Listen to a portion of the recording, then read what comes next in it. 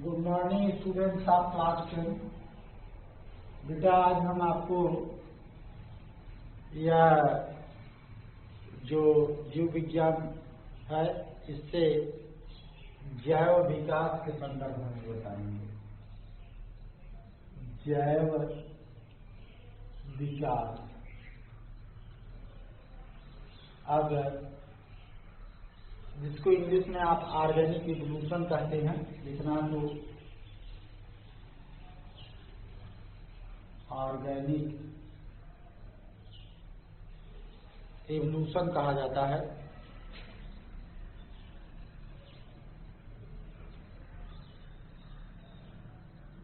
यह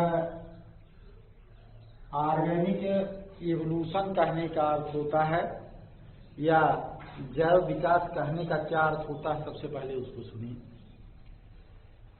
जीवों में होने वाला वह है सतत व क्रमशः विकास जो लाखों वर्षों तक लगातार चलता रहता है, जो निरंतर चलता रहता है, जिसे देखा नहीं जा सकता है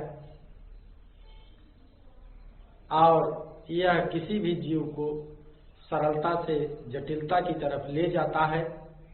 ऐसा विकास जैव विकास के नाम से जाना जाता है। जैव विकास के इस सिद्धांत में 3 नाम सबसे ज्यादा प्रमुख रूप से आते हैं, जिन्हें आप लैमार्क, डार्विन व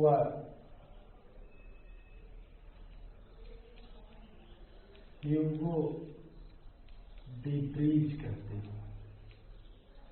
यह 3 नाम लैमार्क, डार्विन और ह्यूगो डी ब्रीज का सबसे प्रमुख रूप से यहाँ पे आता है और इसलिए यह आपका यह सबसे पहले हम लैमार्क बात के विषय में पढ़ते हैं।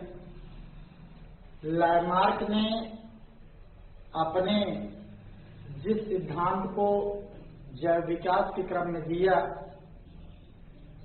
यह सिद्धांत लैमार्कवाद के नाम से जाना जाता है। यह एक फ्रांस के प्रसिद्ध जीवशास्त्री थे जिसका पूरा नाम जीन बैस्टिड डी लैमार्क था। इन्होंने अपनी पुस्तक फिलॉसफी जूलॉजिक, यह काफी पूछे जाने वाला प्रश्न, फिलॉसफी जूलॉजिक, फिलॉसफी जूलॉजिक नामक पुस्तक में जैव विकास के सिद्धांत को लिखा। इस पुस्तक में उन्होंने जैव विकास के सिद्धांत को क्या किया, लिखा। यह जो थियरी इन्होंने बताया इस किताब में, वही थियरी लैमार्कवाद के नाम से प्रसिद्ध है। इन्होंने सबसे पहली बात को बताया कि आकार में वृद्धि की प्रवृत्ति, आकार में वृद्धि के प्रवृत्ति,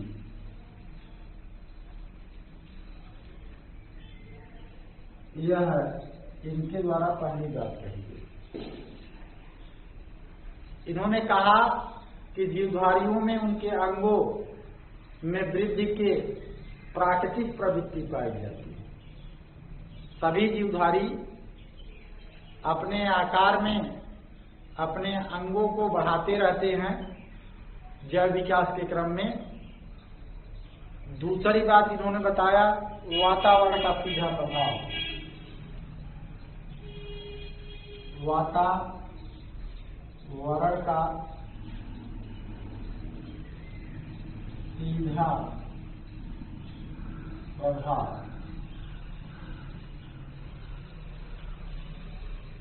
इन्होंने वातावरण के सीधा प्रभाव में यह बताया कि प्रत्येक जीवधारी जिस वातावरण में रहता है उस वातावरण का सीधा प्रभाव उस जीव के ऊपर प्रत्यक्ष या अप्रत्यक्ष रूप से पड़ता है।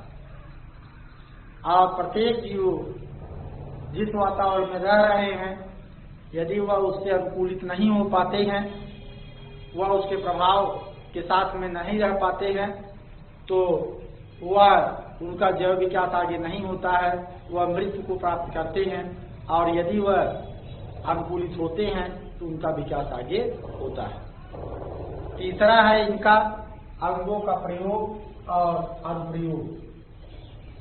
जो तीसरा सिद्धांत इनका है वह है अंगों का प्रयोग व अनुपयोग। अंगों का प्रयोग व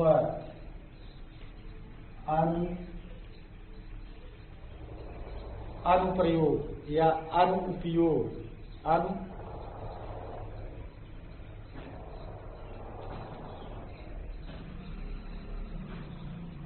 तो यहाँ पे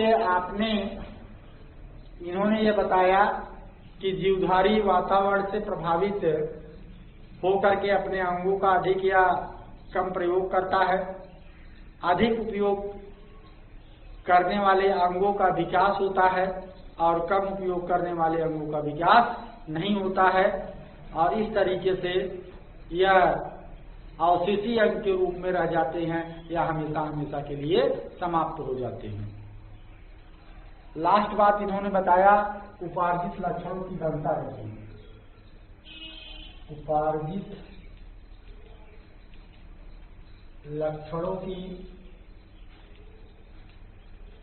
घनतागत। उपार्जित लक्षणों की घनतागत में यह बताया गया कि कोई भी जीव जिन लक्षणों को प्राप्त करता है प्रयास करके उपयोग करके, उन लक्षणों को उपार्जित लक्षण कहा जाता है, और ऐसे लक्षण आगे चल के विकसित होते हैं, और यही सिद्धांत उपार्जित लक्षणों की वंशागत के नाम से जाना गया। तो यह आपके जो अभी बातें बताई गई यह लामार्क के द्वारा जैव विकास के क्रम में दिया गया। अगले वीडियो में हम डार्विन के सिद्धांत के विषय में बताएंगे और ह्यूगो डी व्रीज के सिद्धांत के विषय में बताएंगे जो जैव विकास से संबंधित है। आप जैव विकास की डिफिनीशन एक बार फिर से सुन लीजिए।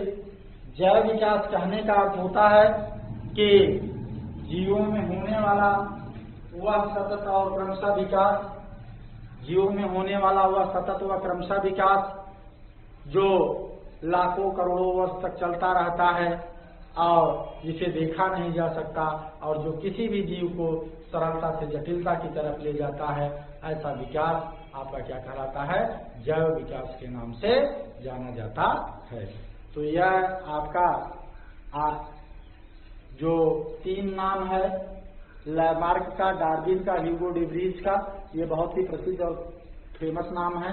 इनके नाम भी आप याद रखिए और इनके थियरी, इनके सिद्धांत को भी आप याद रखिए। आगे वाली वीडियो में अगली बातों को बताया जाएगा। तब तक के लिए धन्यवाद।